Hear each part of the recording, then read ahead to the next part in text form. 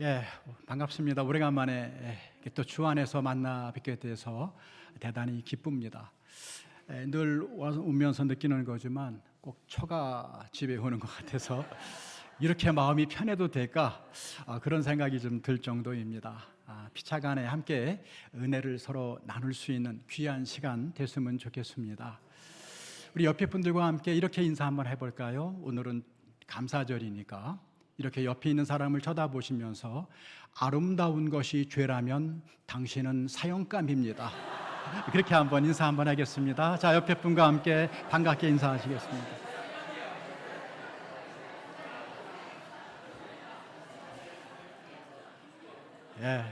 여러분 화창한 얼굴을 보니까 저도 마음이 훨씬 더 편안해집니다. 하나님의 변함없는 은혜와 평강이 여러분과 여러분 가정에 충만하시기를 주의 이름으로 축원합니다. 미국의 심리학자 로버트 에먼스와 마이클 맥컬로 박사가 감사에 관한 흥미로운 실험을 진행했다고 합니다. 이 두 사람은 참가자들을 세 그룹으로 나누어 일정 기간 동안 한 그룹은 한 주 동안 일어난 일 중에 가장 짜증나고 불쾌했던 일들만 노트에 적게 했습니다. 그리고 두 번째 그룹은 가장 감사하고 고마웠던 일들을 노트에 적게 했습니다. 그리고 마지막 세 번째 그룹은 감정과 느낌을 배제한 채 일상적인 사건들을 있는 그대로 기록하게 했습니다. 결과는 매우 놀라웠다고 합니다. 매주 감사한 일을 찾아 기록했던 그룹은 다른 그룹에 비해 삶에 대한 만족도가 높아졌다는 것이죠. 미래에 대한 기대감과 행복감도 크게 상승했습니다. 신체적인 변화도 찾아왔다고 합니다. 스트레스와 통증을 호소하는 횟수가 급격히 줄어들었고 매주 평소보다 더 많은 운동을 소화할 만큼 몸과 마음의 활력이 넘쳐났다는 것입니다. 반면에 불쾌하고 짜증난 기억에 집중했던 그룹은 삶에 대한 만족감이 낮아졌다는 것이죠. 대인관계에서도 잦은 마찰을 겪으며 점차 활력을 잃어갔다는 것입니다. 이 연구를 통해서 실험을 이끈 연구진은 이러한 결론을 내렸습니다. 감사야말로 인간의 신체와 정신 그리고 대인관계를 회복시키는 가장 강력한 치료제이다 라고 결론을 내렸다는 것입니다. 오늘날에는 이처럼 교회가 아니라 세상에서도 자기 개발이라고 하는 명목 아래 감사의 가치와 유익을 입증하고 예찬하는 시대가 되었습니다. 감사의 습관이 한 사람 인생 전체를 바꾸어 놓을 수 있다고 공언하며 많은 사람이 감사일기를 쓰고 감사 훈련을 하며 감사의 능력을 배우기 위해 애쓰고 있습니다. 그렇다면 정작 하나님의 자녀인 저와 여러분은 얼마나 감사하는 삶을 살아가고 있을까요? 하나님이 우리에게 베푸신 그 은혜와 놀라운 구원에 대해 우리가 드릴 수 있는 가장 아름다운 응답, 가장 아름다운 반응이 있다면 그것은 바로 감사와 찬양일 것입니다. 세상 사람들도 감사의 유익을 발견하고 예찬하는 이 세대에 하물며 하나님의 은혜를 맛보고 하나님의 은혜를 아는 우리야말로 더욱더 감사에 집중하고 감사의 삶을 살아내야 되지 않겠습니까? 그래서 오늘은 특별히 맥주 감사 주일을 맞아 짧은 말씀이지만 본문 말씀을 통해 다시 한번 감사의 중요성을 묵상하기를 원합니다. 그리고 하나님이 원하시고 기뻐하시는 감사의 삶이 무엇인지 함께 은혜를 나누는 귀한 시간 되시기를 주의 이름으로 축원합니다. 자, 그렇다면 첫째로 우리가 왜 감사해야 합니까? 우리가 감사해야 될 이유는 어디에 있습니까? 아주 간단합니다. 그것이 하나님의 뜻이기 때문입니다. 감사하는 것이 하나님의 뜻이기 때문입니다. 오늘 본문에 보면 범사에 감사하라, 이것이 너희를 향하신 하나님의 뜻이니라, 그렇게 말씀하고 있습니다. 여러분, 성경에 보면 하나님의 뜻대로 살아야 한다는 말은 많이 나오지만 이것은 하나님의 뜻이야, 이것이 하나님의 뜻이다 라고 명시적으로 표현한 것은 매우 드물게 나타납니다. 예를 들면 요한복음 6장 40절을 한번 읽어보겠습니다. 다 함께 읽어볼까요? 자, 시작. 내 아버지의 뜻은 아들을 보고 믿는 자마다 영생을 얻는 이것이니 아멘. 여기까지만 읽겠습니다. 이것이 무엇입니까? 하나님의 아들을 보고 그를 믿는 사람은 누구든지 영생을 얻게 하시려는 것이 내 아버지 하나님의 뜻이다, 그렇게 말하고 있습니다. 또 데살로니가전서 4장 3절을 한번 읽어보겠습니다. 다 함께 읽습니다. 시작. 하나님의 뜻은 이것이니 너희의 거룩함이라, 엄나를 버리고. 하나님을 믿는 사람들이 구별되어, 이 세상 사람들과 구별되어 하나님께 속한 사람처럼 답게 살아가는 것, 그것이 바로 거룩함이고 하나님이 원하시고 기뻐하시는 뜻이다, 그렇게 말하고 있는 것입니다. 이것이 하나님의 뜻이다 라고 분명하게 명시된 말씀은 하나님의 뜻일까 아닐까 전혀 고민할 필요가 없습니다. 헤맬 필요가 없습니다. 그저 하나님의 뜻인 줄 알고 그대로 순종하면 된다는 것입니다. 오늘 본문도 마찬가지입니다. 하나님의 뜻을 너무 멀리서 찾을 필요가 없습니다. 감사하는 삶, 범사에 감사하는 일, 이것이 우리를 향하신 하나님의 분명한 뜻이라면 하나님의 자녀인 우리가 당연히 이 일 열심히 하며 살아야 하지 않겠습니까? 그렇다면 여러분, 하나님께서는 사랑하는 우리 자녀들에게, 우리들에게 왜 감사하며 살기를 그렇게 원하고 계실까요? 신구약 성경에 보면 감사해라, 감사해라, 감사하라는 말이 참 너무도 많이 나오지 않습니까? 어떻게 보면 하나님이 우리의 아빠가 되시고 우리의 아버지가 되시면 돌봐주시고 먹여주시는 것 당연한 일이 아니겠습니까? 그런데 자꾸 따라다니시면서 감사해라, 감사해야 돼. 여러분, 그거 생색내시려고 그러시는 것입니까? 결코 아닙니다. 하나님이 뭐가 아쉬워서 우리에게 생색내시겠습니까? 그럼 왜 그렇게 하실까요? 감사야말로 행복의 문을 여는 열쇠이기 때문에 그렇습니다. 하나님은 저와 여러분을 만드신 분이에요. 우리를 창조하신 분이십니다.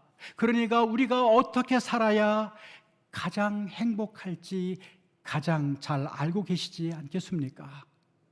하나님은 감사할 때 행복하도록 우리를 지으셨어요. 우리를 만드셨어요. 감사로 채워지는 삶만이 이 땅에서 행복할 수 있음을 누구보다 잘 알고 계시는 거죠. 행복해서 감사하는 것이 아니라 감사하기 때문에 행복하다는 것입니다.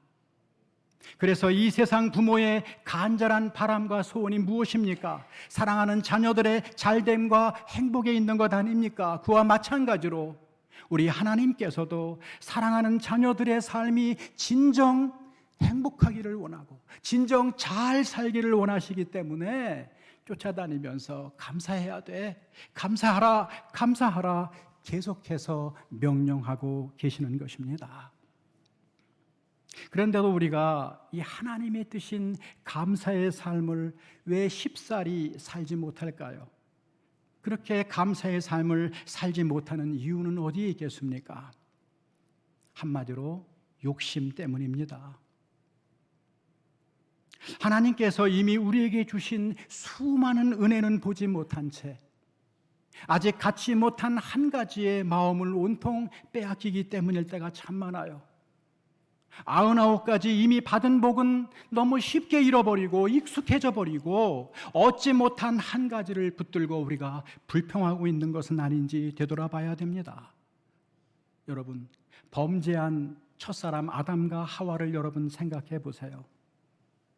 에덴 동산에는 그들이 누릴 수 있는 생명나무와 온갖 좋은 것들로 가득하지 않았습니까? 그런데 그들은 하나님께서 허락해 주신 그 수많은 좋은 선물에는 만족하지 못하고 오직 하나, 금하신 선악과만을 탐냈습니다. 결국 인류의 타락은 하나님께서 주신 것에 감사하기보다는 주어주지 않는 한 가지를 욕망한 데서부터 시작되었다는 것입니다. 오늘도 마찬가지 아니겠습니까? 사람들은 가진 것이 적기 때문에, 소유한 것이 적기 때문에 행복하지 못하다고 생각합니다. 그래서 더 많은 것을 소유하기 위해 끊임없이 노력하지요. 그리고 그것을 얻을 때까지는 전혀 감사와 행복감을 느끼지 못합니다. 그러나 여러분, 원하는 그것을 얻으면 정말 감사하고 행복할까요? 아닙니다. 그것을 얻는 순간, 소유한 순간 사람들은 또 다른 없는 것을 찾아내기 마련입니다. 왜요? 인간의 욕망은 끝이 없기 때문입니다. 반면에 감사는 우리의 시선을 바꾸게 합니다. 감사는 내게 없는 것에 빼앗겼던 눈을 돌려 이미 내 삶에 가득한 하나님의 선물을 발견하고 누리게 합니다. 내가 얼마나 많은 것을 받았는지, 내가 이미 얼마나 과분한 은혜 속에 머물고 있는지를 보게 만들어요. 내게 있는 것이 보이기 시작하지요. 그때부터 행복은 시작되는 것입니다. 행복은 우리가 누리는 소유의 양에 달려있는 것이 아니라 이미 받은 것을 누릴 줄 아는 마음, 받은 것을 향유할 수 있는 마음에 달려있기 때문입니다. 전광 목사님이 쓰신 평생 감사라는 책에 보면 이런 내용이 나오고 있습니다.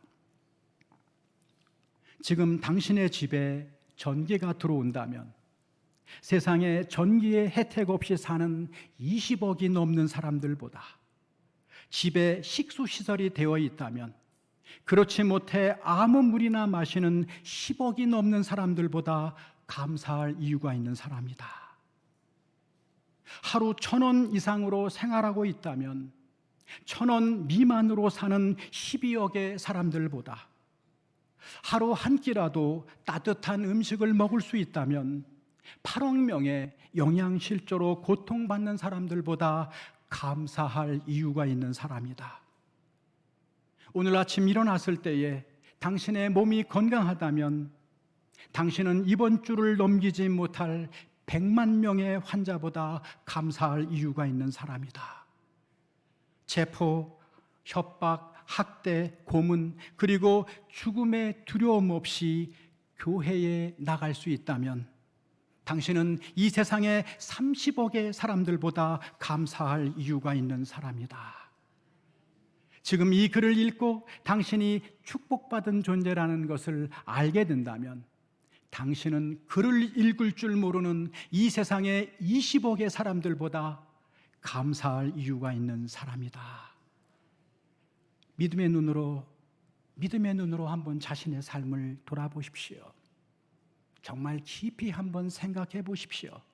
그리고 찬송가의 가사처럼 내가 이미 받은 복을 한번 세워 보십시오. 오늘도 이렇게 자유롭게 하나님을 마음껏 예배하고 마음껏 하나님을 찬양할 수 있다는 사실, 내가 지금 예수를 믿고 있다는 사실, 내가 예수를 믿고 하나님의 자녀가 되었다는 이 사실 하나만으로도 얼마나 큰 감사의 제목입니까? 우리가 왜 감사해야 합니까? 감사야말로 사랑하는 자녀들의 인생이 결코 메마르지 않고 진정으로 행복하기를 원하시는 하늘 아버지의 간절한 열망이요, 기대요, 뜻이기 때문에 그렇습니다. 바꾸어 말하면 정말 감사야말로 우리가 구원받은 하나님의 은혜를 받은 하나님의 자녀임을 이 땅에 증언할 수 있는 가장 중요한 특징이기 때문에 우리는 감사해야 한다는 것입니다. 자, 그럼 두 번째로 우리는 무엇을 감사해야 됩니까? 감사의 범위는 무엇이겠습니까? 오늘 본문에 보면 범사에 감사라고 말하고 있습니다. 사실 감사하는 것은 어려운 게 아니에요. 그런데 그 앞에 붙어 있는 범사에라는 말이 쉽지 않습니다. 범사라는 말 속에는 모든 형편, 모든 일, 언제나라라는 의미가 다 포함되어 있습니다.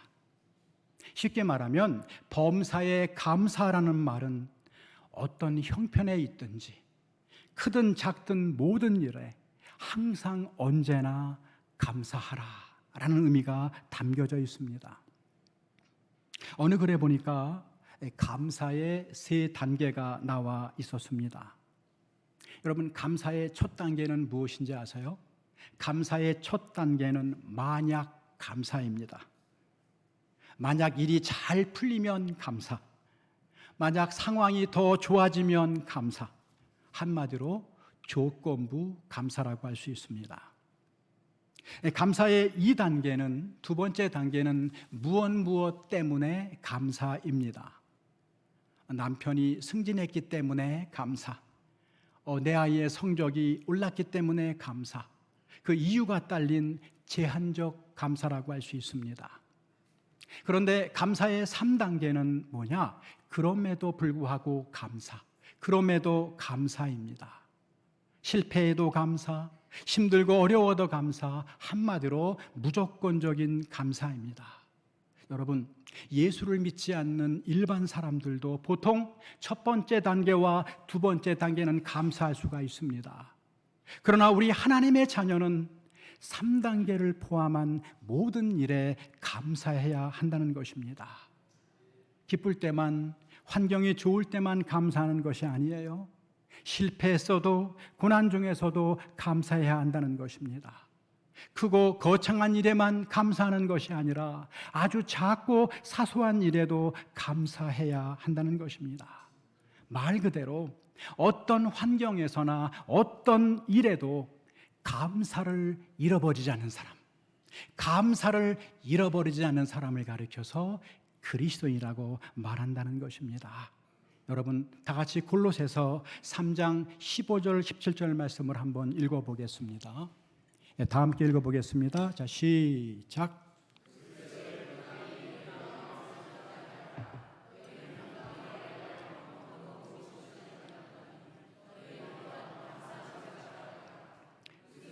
말씀이 너희 속에 풍성히 거하여 모든 지혜로 피차 가르치며 권면하고 시와 찬송과 신령한 노래를 부르며 감사하는 마음으로 하나님을 찬양하고 또 무엇을 하든지 말에나 일에나 다 주 예수의 이름으로 하고 그를 힘입어 하나님 아버지께 감사하라. 아멘. 이 짧은 기절에 감사라는 말이 3번이나 나오죠.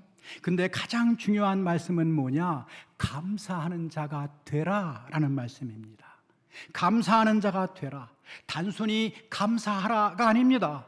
감사하라가 아니라 감사하는 자가 되라는 것입니다. 감사하는 존재가 되라는 것입니다. 한마디로 감사가 그리스도인의 성품이 되고 감사가 그리스도인의 인격이 되어야 한다는 말씀입니다. 우리가 이 감사라고 하는 안경을 쓰고 내 삶을 바라본다면 아마 감사밖에는 보이지 않을 것입니다. 그와 마찬가지로 저와 여러분이 감사하는 존재, 감사하는 사람이 된다면 우리는 항상 감사를 만들어내는 감사 제조업자가 될 수밖에 없다는 것이죠. 쉽게 말하면 그리스도인은 툭 쳐도 감사, 툭 쳐도 감사가 나오는 감사 제조업자라는 것입니다. 여러분, 감사하는 자, 감사하는 존재가 되라는 말은 한마디로 감사를 우리의 습관으로 만들어야 된다는 것입니다. 감사가 우리의 습관이 되어야 된다는 것이지요. 우리는 사자굴에 던져진 다니엘의 이야기를 잘 알고 있습니다. 여러분 잘 아시다시피 다니엘은 먼 이방 나라의 포로로 잡혀온 포로 신세지요. 지금까지는 다행히 왕의 총애를 잊고 있었지만 앞으로 그의 삶이 어떻게 될지 전혀 예측할 수 없는 상황이었습니다. 그런데 다니엘을 시기하는 그 정적들이 그를 모함하지 않습니까? 왕을 찾아가서 앞으로 30일 동안 왕 외에 다른 어떤 신을 섬기거나 무엇을 구하면 사자굴에 던져놓기로 한 금령을, 포고령을 선포하게 한 것입니다. 여러분 이러한 맥락에서 다니엘서 6장 10절을 한번 읽어보겠습니다. 다 함께 읽어볼까요? 자, 시작.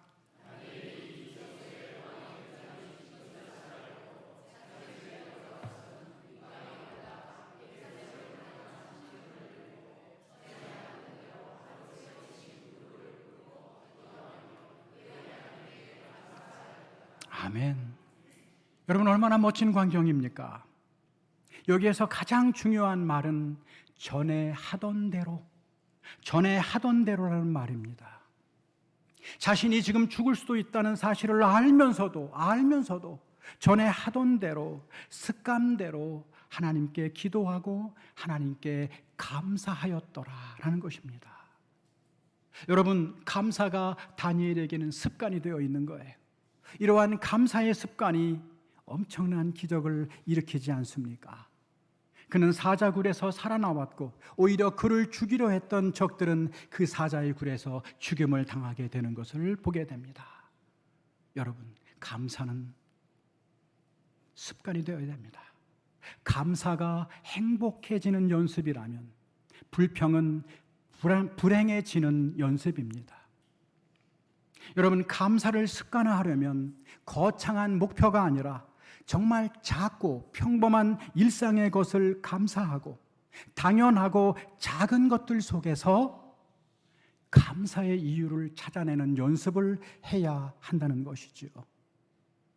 내 귀로는 불평과 원망의 소리는 듣지도 마시고 내 입으로는 작은 불평이라도 내뱉지도 마셔야 합니다. 불평과 원망의 말이 튀어나오고 할 때마다 감사의 가위로 불평을 싹둑 끊어버려야 됩니다. 힘들어도 눈 질끈 감고 그럼에도 감사합니다 라고 표현하는 것입니다. 여러분 이러한 의미에서 모든 그리스도인은 감사의 통로가 되어야 된다는 것입니다. 감사는 내게만 고여 있으면 안 되고 흘러가야 됩니다. 감사는 표현되지 않으면 감사가 아니에요. 내가 감사하면 내 가족이 감사하게 되고 내 가족이 감사하게 되면 이웃이 감사하게 된다라는 말이 있습니다. 장로님과 권사님이 감사하면 성도들이 감사하고요. 칠성교회 공동체가 감사하면 내 주변의 이웃 사람들이 감사하게 됩니다. 감사는 엄청난 파급 효과가 있습니다. 감사는 모든 불평의 벽을 헐어버리는 망치와 같다는 것입니다. 여러분, 우리가 어디까지 감사해야 됩니까? 어디까지 감사해야 됩니까? 범사에, 모든 일에 감사하는 저와 여러분이 되기를 바랍니다. 자, 그렇다면 마지막 세 번째로 가장 중요하죠. 어떻게 하면 범사에 감사를 드릴 수 있을까요? 어떻게 하면 범사에 감사할 수 있을까요? 범사에 감사할 수 있는 비결은 무엇일까요? 범사에 감사하라. 이것이 그리스도 예수 안에서 너희를 향하신 하나님의 뜻이니라. 아멘. 그리스도 예수 안에서 그렇습니다. 범사의 감사는 그리스도 예수 안에 있을 때만 누릴 수 있는 능력이라는 것입니다. 여러분, 고린도후서 5장 17절 말씀을 한번 읽어볼까요? 아주 중요한 말씀입니다. 다 함께 읽어보겠습니다. 시작.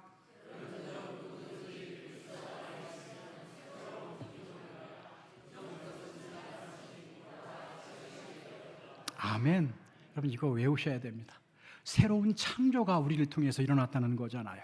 우리 그리스도인은 하나님의 은혜로 구원을 받고 죄인이었는데 지금은 그리스도 예수 그리스도 안에 있는 완전히 새로운 존재가 되었다는 것입니다. 여러분, 이 세상에는 두 가지 종류의 사람이 있습니다. 하나는 환경 안에 사는 사람입니다. 또 다른 하나는 그리스도 안에 사는 사람입니다. 환경 안에 사는 사람은 어떤 사람들일까요?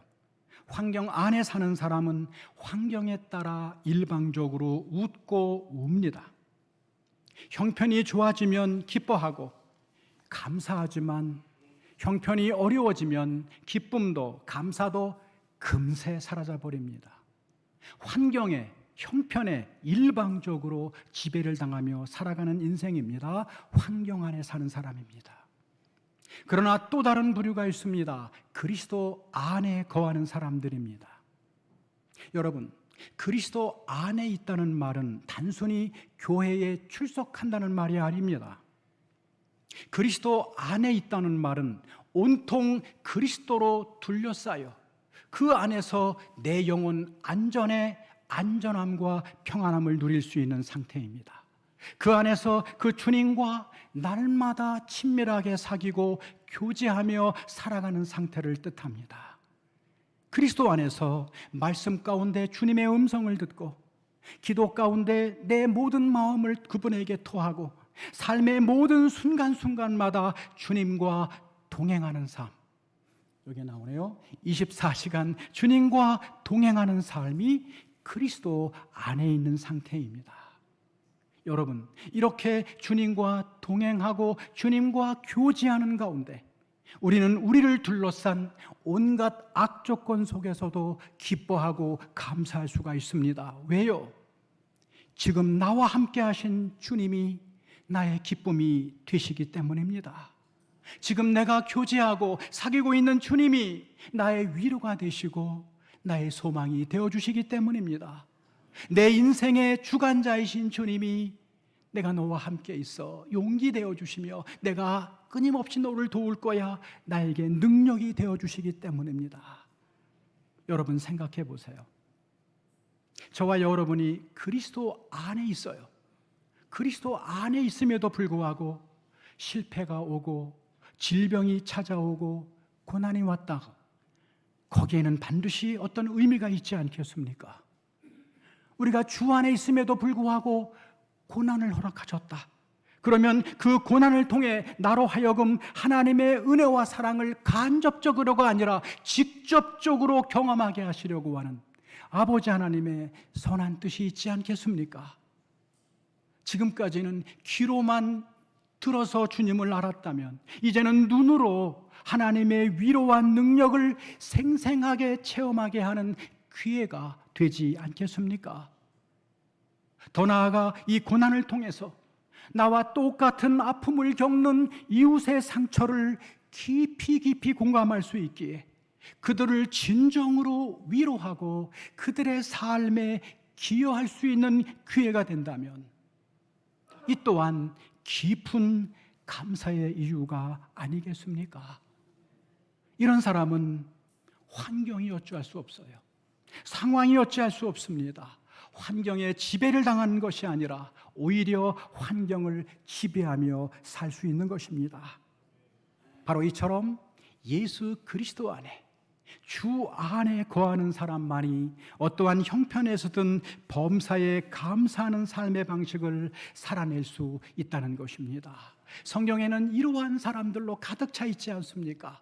그래서 하박국 선지자는 하박국 3장 17절 18절에서 여러분 이렇게 노래할 수 있었습니다. 다 함께 고백하겠습니다. 자, 시작.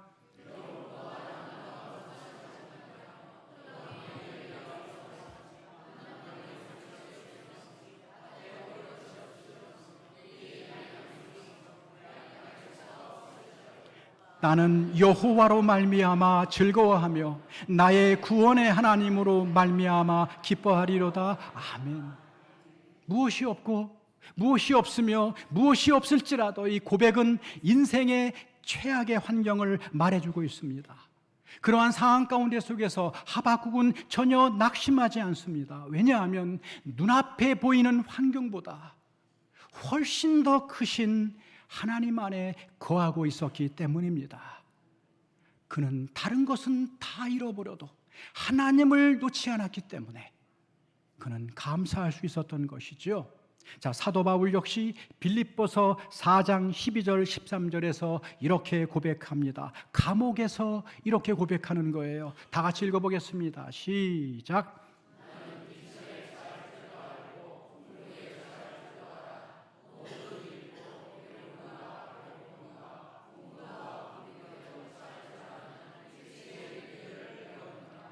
내게 능력 주시는 자 안에서 내가 모든 것을 할 수 있느니라.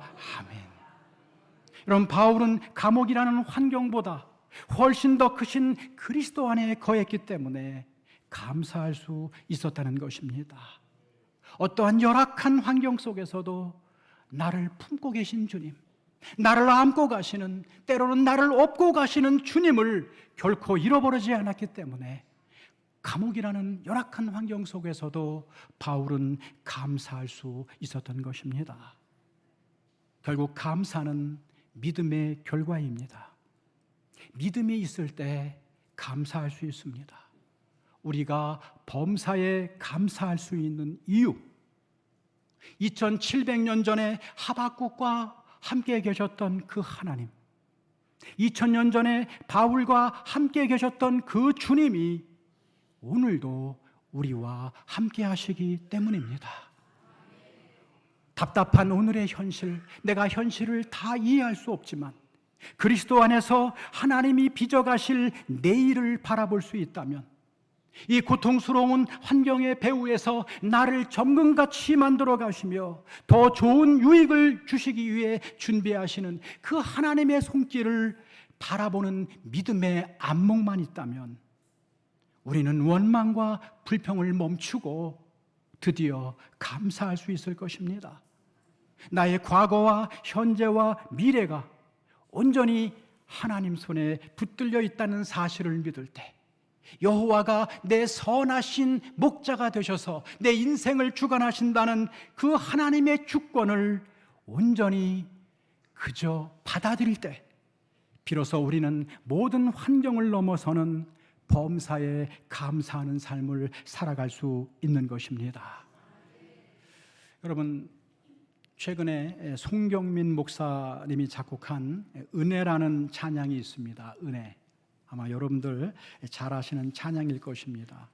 그 찬양의 가사가 이렇게 되더라고요. 내가 누려왔던 모든 것들이, 내가 지나왔던 모든 시간이, 내가 걸어왔던 모든 순간이 당연한 것 아니라 은혜였어.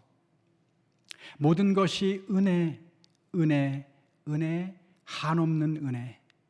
내 삶에 당연한 것 하나도 없었던 것을 모든 것이 은혜, 은혜였어.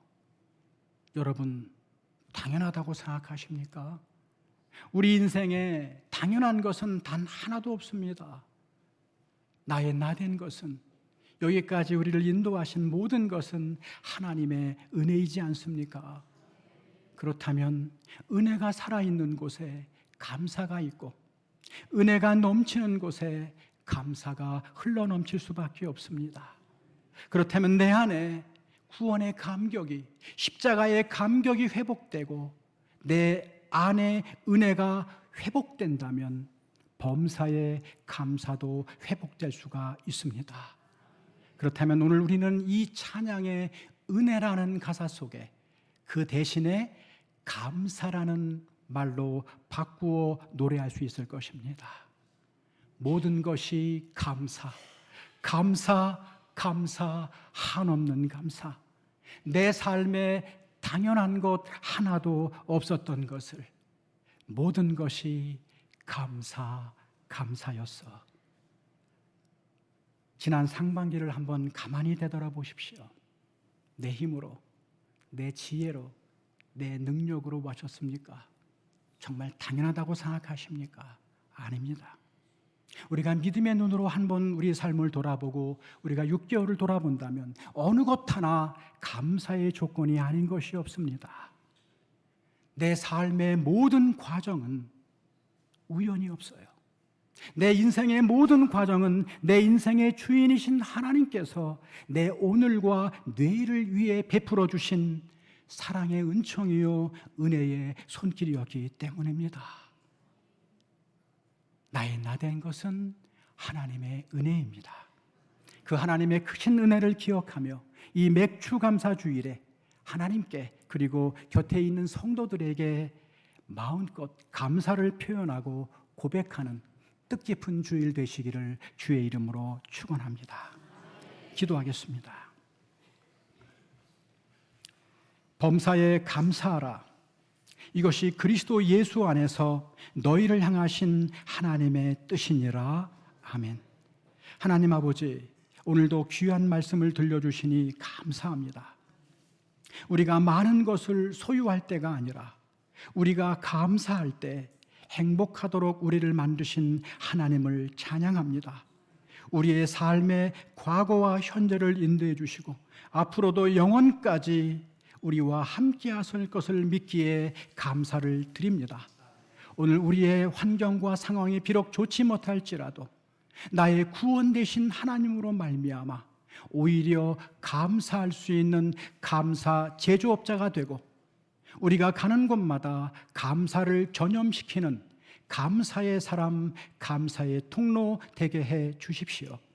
무엇보다 칠송교회를 복주셔서 모든 성도가 환경을 넘어서는 감사를 발판으로 삼아 이 지역사회에 하나님의 선한 뜻을 말과 삶으로 증언하는 감사의 공동체가 다 되게 해 주십시오.